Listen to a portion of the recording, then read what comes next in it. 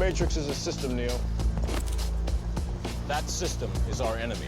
But when you're inside, you look around, what do you see? Businessmen, teachers, lawyers, carpenters, the very minds of the people we are trying to save. But until we do, these people are still a part of that system, and that makes them our enemy. You have to understand, most of these people are not ready to be unplugged. And many of them are so inert, so hopelessly dependent on the system, that they will fight to protect it. Hello, one and all, and welcome to the desert of the real. No, I'm just playing. Welcome to Step Ahead with Ernie Rivera. I am your host, Ernie Rivera, and today we are going to be talking about systems of control. So let's talk about these systems of control. How did I get to this topic on today's episode? Okay, so I've been thinking a lot about cryptocurrency. I've been thinking a lot about Bitcoin. I've been thinking a lot about ETFs, and I've been thinking a lot about the Metaverse. The Metaverse has been created by formerly Facebook, now Meta. Good rebranding, because you know what? I think they lost a lot of people's trust in a lot of ways with the stuff they were doing. Allegedly, I don't know. I'm just saying. But anyway, good rebranding. They're talking about building up this metaverse, and the metaverse led me to the idea of the Matrix. And are we putting ourselves in the Matrix? That's kind of how I got to this episode. But let's talk about it in a little simpler terms. So let's talk about systems of control. Do not let your possessions own you. That is correct. That is what we do. That is unfortunate. Since the beginning of, I'm not going to say the beginning of humanity, but since the beginning of civilization, certainly, we have had large organizations, governments, if you will, systems of control, things to keep us in place, to keep us pushing those buttons, to keep us not asking questions. I don't know if you know this, but throughout a lot of history, alcohol was totally subsidized by the government, depending on where you were. But I know in ancient Egypt they used to give alcohol to the slaves. And why did they give alcohol to the slaves? They gave alcohol to the slaves to keep them fat, keep them happy, and keep them not questioning, not insurrecting in the middle of the night. And let's talk about this. Let's talk about in England.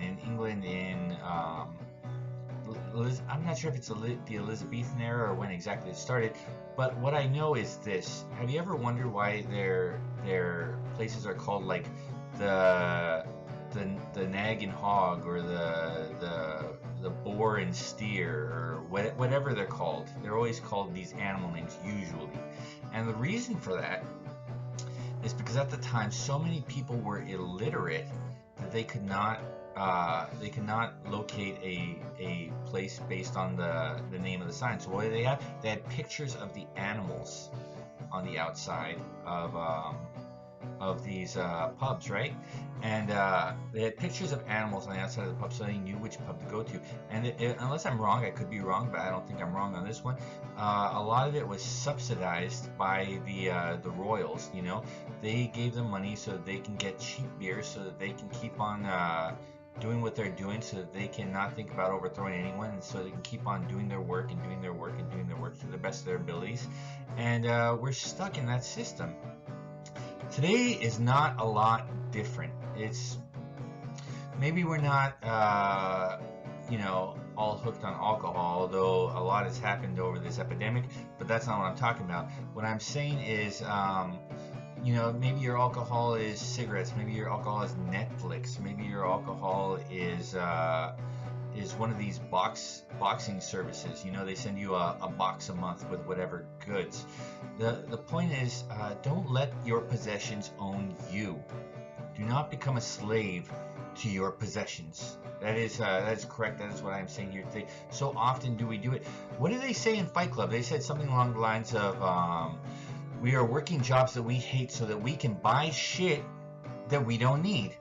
And that is what we're doing, you know? We have to break it down into this, all right?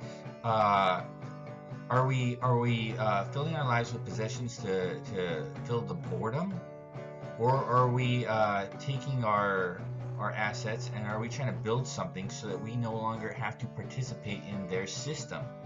We don't necessarily want to, right? Money doesn't buy happiness, but what it does buy is it buys freedom. It buys long periods of time where you can basically do whatever you want if you have the money. And over that time, you can think about what really makes you happy. You can't do that when you're always worrying about where the next meal is coming from, and you can't do that when you're worrying where the next meal is coming from, because instead of buying assets, you're buying Netflix subscription or Hulu or whatever you're doing in your life. We got to find a way. Those who are interested will find a way, and those who are interested, we all need to find a way to break free of the rat race, break free of the wheel that we're on, turning. That life's not for us. Some people they I don't know, maybe they don't see a way out, so they lack the ability. Maybe they have genuine medical concerns and they're not able to, and I understand that. My heart goes out to people who cannot do this, but let's concentrate on those with the ability, if that's possible. We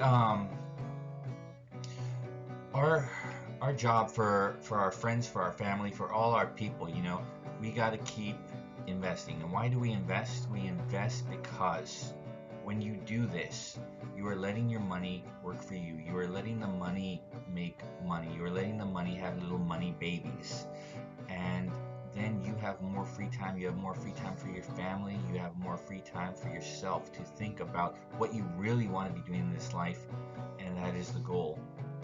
To be able to do what you really want to do in this life. Not what they're putting on you, but what you really want to do. And remember this, right? I mentioned some people who unfortunately, for whatever medical reasons, they might not be able to join you breaking free. But guess what? If you invest, your 10% every now and again, 10%, it builds up. It starts making little money babies for you. You can do whatever you want with that. That is power. And you have the power to help people. You have the power to help those underprivileged people, should they desire your aid. You have the power to help your friends, help your family. In case of an emergency, you have the power to just to pay that emergency down, so that you don't have to think about it, so you aren't wasting time with these things. You aren't wasting your cognitive faculties there. You're not being bogged down. You're not being put in the mire so that you can so that they can just do whatever they want with you. They say that if you don't have a plan, you will be working for someone who has a plan. That is the system. If you do not have a plan, you will be working for someone who has a plan. So get your plan, get it ready, get it started. That is what we are doing here today on Step Ahead with Ernie Rivera. I am urging you, imploring you. I don't know what you are going to invest in, but first invest in yourself. Buy the books, listen to the audio. We have YouTube, lots of people here to educate us, and that is what we hope to do. Get educated, because then we can start putting our money to work for us. And I don't care what you invest in. That is up to you. That is up to you with your own due diligence. We're just hoping that we build up that nest egg, and we put that nest egg to work for us. And that is, again, what we are doing here today. That is my goal. That is my hope for you all. If you have enjoyed any part of this, please like, subscribe, hit that notification bell so that you get the new videos as soon as they come out. Remember this, all right? We're all running this rat race until we decide to step off the wheel, and that's what we got to do. We got to make some practical decisions for ourselves, for our families, for our loved ones, for our communities, for those around us. Let's keep it real. Let's build ourselves big and strong. Let's watch these YouTube videos. Now, it doesn't have to be mine, but if you want to watch any great YouTube videos, you know, they have Graham Stephan, they have Andre Jick, they have the Masked Investor. They have so many great people out there to educate you, and I implore you, get educated today. Let's do this. Let's take it to the next level. Again, like, subscribe, hit that notification bell so that you get the new episodes as soon as they come out. Much love, people. Peace.